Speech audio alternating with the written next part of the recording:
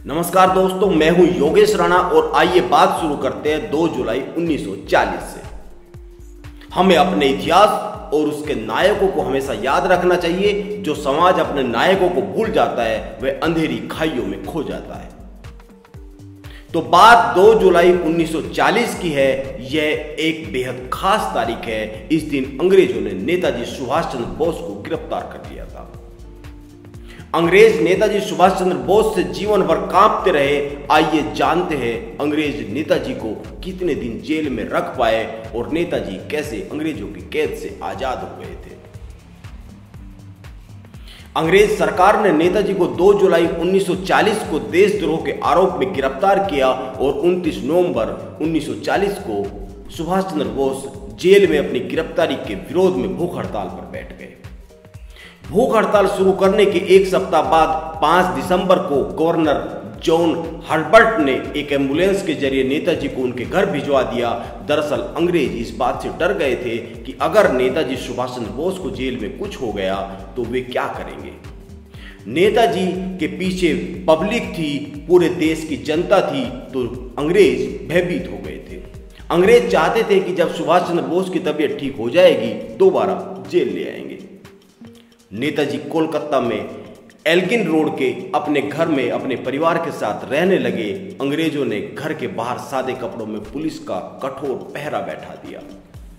अंग्रेजों ने वहां पर अपने जासूसों का जाल बिछा दिया। उन्हें यह तक पता होता था कि सुभाष चंद्र बोस ने सुबह क्या खाया है और शाम को उनके लिए क्या बनने वाला है। उन्होंने नेताजी सुभाष चंद्र बोस के घर में भी जासूस बैठा दिए। बोस तक आने वाली हर चिट्ठी और बोस द्वारा भेजे जाने वाला हर खत डाकखाने में पहले ही खोलकर पढ़ लिया जाने लगा। अब सवाल यह होता है कि इतने सख्त पहरे में, इतनी कड़ी निगरानी में नेताजी कैसे भाग गए। बात 5 दिसंबर की दोपहर की है। सुभाष ने अपने 20 साल के भतीजे शिशिर से कहा, क्या तुम मेरा एक काम करोगे?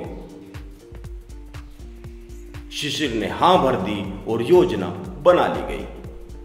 उस पर काम भी शुरू हो गया। प्लानिंग यह थी कि शिशिर सुभाष को देर रात अपनी कार में बैठा कर कलकत्ता से दूर एक रेलवे स्टेशन तक ले जाएंगे। शिशिर कुमार बोस ने इस घटना का विस्तार से जिक्र अपनी किताब द ग्रेट एस्केप में किया भी है। उन्होंने लिखा है कि कैसे कलकत्ता के एक डिपार्टमेंटल स्टोर से सुभाष चंद्र बोस का भेष बदलने के लिए कुछ ढीले सलवारें और एक फैज टोपी खरीदी गई थी।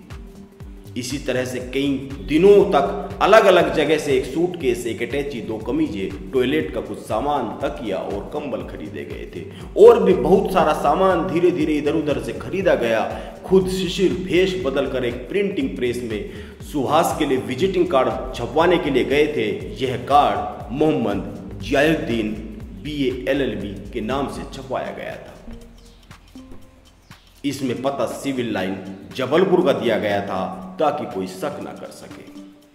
एक और बात यह आई कि किस कार से भागा जाए। सुभाष के पास 2 कारें थी। सुभाष और शिशिर ने तय किया कि वो घर के मुख्य द्वार से ही बाहर निकलेंगे, जर्मन कार इस्तेमाल करेंगे, क्योंकि उनकी अमेरिकन जो कार थी वह बड़ी थी और उसको सब आसानी से पहचानते थे। इसीलिए इस यात्रा के लिए जर्मन कार का चुनाव किया गया। बात 16 जनवरी तक पहुंच गई। 16 जनवरी को कार की सर्विसिंग कराई गई। अंग्रेजों को धोखा देने के लिए सुभाष के भाग निकलने की बात बाकी घर के लोगों को नहीं बताई गई। यहां तक कि सुभाष बाबू की मां से भी ये बात छिपाई गई। इस घटना को लेकर सुभाष चंद्र बोस पर कई किताबें लिखी गई है। इन किताबों में जो बताया गया है वो यह है कि रात 1:35 के आसपास सुभाष बोस ने मोहम्मद जियाउद्दीन का भेष धारण किया। उन्होंने सोने के रिम का अपना चश्मा पहना, जिसको उन्होंने 1 दशक पहले पहनना बंद कर दिया था। शिशिर की लाई गई काबुली चप्पल उन्हें रास नहीं आई, इसीलिए उन्होंने लंबी यात्रा के लिए फीतेदार चमड़े के जूते पहने। सुभाष कार की पिछली सीट पर जाकर बैठ गए और शिशिर ने कार स्टार्ट कर दी और उन्हें लेकर घर से बाहर आ गए। जब सारा कलकत्ता गहरी नींद में सो रहा था, चाचा और भतीजे ने कलकत्ता शहर को पीछे छोड़ते हुए हुगली नदी पर बना हावड़ा पुल पार कर लिया था। दोनों चंद्रनगर से गुजरे और भोर होते होते आसनसोल के बाहरी इलाके में पहुंच गए। सुबह करीब 8:30 बजे शिशिर ने धनबाद में अपने भाई अशोक के घर से कुछ 100 मीटर की दूरी पर सुभाष बाबू को कार से उतार दिया। सुभाष चंद्र बोस अशोक के घर पर इंश्योरेंस एजेंट जियाउद्दीन के तौर पर ही रुके। शिशिर भी उनके साथ वहां पर रहे। दोनों के बीच शाम को तय हुआ कि वह गोमू स्टेशन से कालका मेल पकड़कर अपनी आगे की यात्रा शुरू करेंगे। अगले दिन कालका मेल गोमू स्टेशन पर देर रात आती थी। शिशिर उनको छोड़ने के लिए रेलवे स्टेशन गए। वह तब तक वहां खड़े रहे जब तक सुभाष कालका मेल से चढ़ नहीं गए और कालका मेल उनकी आंखों से ओझल नहीं हो गई। सुभाष चंद्र बोस की ट्रेन पहले दिल्ली पहुंची, फिर वहां से उन्होंने पेशावर के लिए फ्रंटियर मेल पकड़ी। बात इतनी ही नहीं है, 19 जनवरी की देर शाम जब फ्रंटियर मेल पेशावर के कंटोनमेंट स्टेशन में घुसी तो वहां पहले से ही मियां अकबर शाह तैयार खड़े थे। मियां अकबर शाह तक ये सूचना पहुंच गई थी कि उन्हें सुभाष चंद्र बोस को रिसीव करना है। उन्होंने भेष बदले सुभाष चंद्र बोस को वहां पहले से खड़े तांगे में बैठने के लिए कहा। उन्होंने तांगे वाले को निर्देश दिया कि वो इन साहब को डीन होटल ले चले। फिर वो एक दूसरे तांगे में बैठे और सुभाष के तांगे के पीछे पीछे चलने लगे। मियां अकबर शाह अपनी किताब नेताजी ग्रेट एस्केप में लिखते हैं, मेरे तांगे वाले ने मुझसे कहा कि आप इतने मजहबी मुस्लिम शख्स को विधर्मियों के होटल में क्यों ले जा रहे हैं। उन्होंने तांगे वाले ने सुझाव दिया कि आप उनको क्यों नहीं ताजमहल होटल लेकर चलते हैं।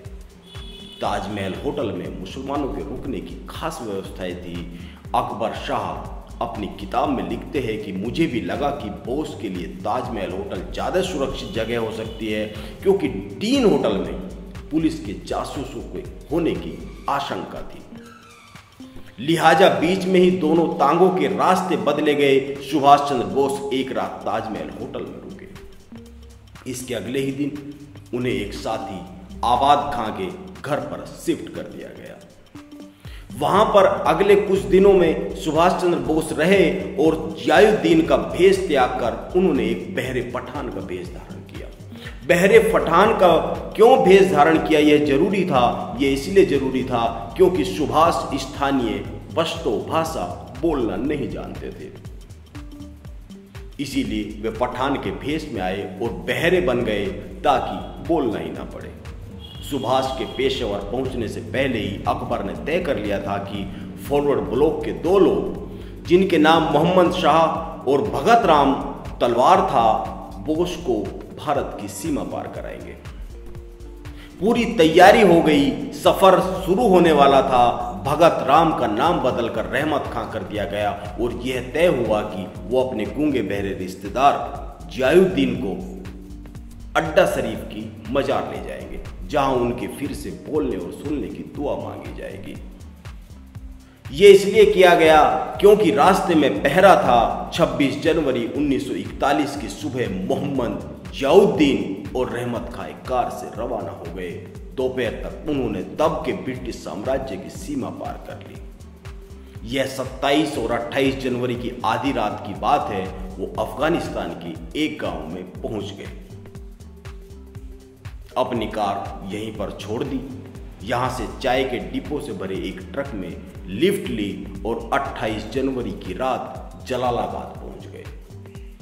अगले दिन उन्होंने जलालाबाद के पास अट्टा शरीफ मजार पर दुआ मांगी। इसके बाद 30 जनवरी को उन्होंने तांगे से काबुल की तरफ बढ़ना शुरू किया और सुभाष चंद्र बोस 31 जनवरी 1941 की सुबह काबुल में दाखिल हो गए। इस बीच शिशिर 18 जनवरी को कोलकाता वापस पहुंच गए और अपने पिता के साथ सुभाष चंद्र बोस के राजनीतिक गुरु चित्तरंजन दास की पोती की शादी में शामिल हुए।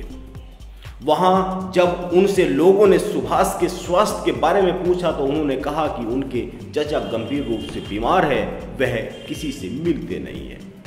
इस बीच घर पर रोज सुभाष चंद्र बोस के कमरे में खाना पहुंचाया जाता रहा। वो खाना उनके भतीजे और भतीजे खाते रहे ताकि लोगों को आभास मिलता रहे कि सुभाष अभी भी अपने कमरे में है। सुभाष ने शिशिर से कहा था कि अगर वो 4 या 5 दिनों तक मेरे भागने की खबर छिपा लेंगे तो उन्हें कोई पकड़ नहीं सकता है। 27 जनवरी की बात है। 27 जनवरी को एक अदालत में सुभाष के खिलाफ एक मुकदमे की सुनवाई होनी थी।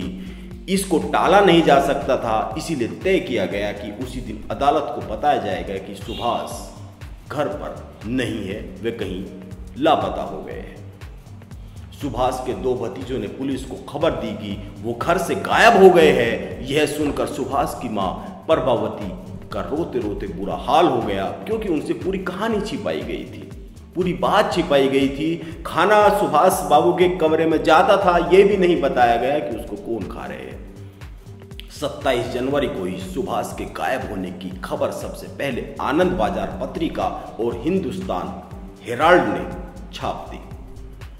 इसके बाद उसे राइटर्स ने भी जारी कर दिया और जहां से यह खबर पूरी दुनिया में फैल गई। सुभाष चंद्र बोस अफगानिस्तान से जर्मनी पहुंच गए और उधर ब्रिटिश साम्राज्य हिल गया।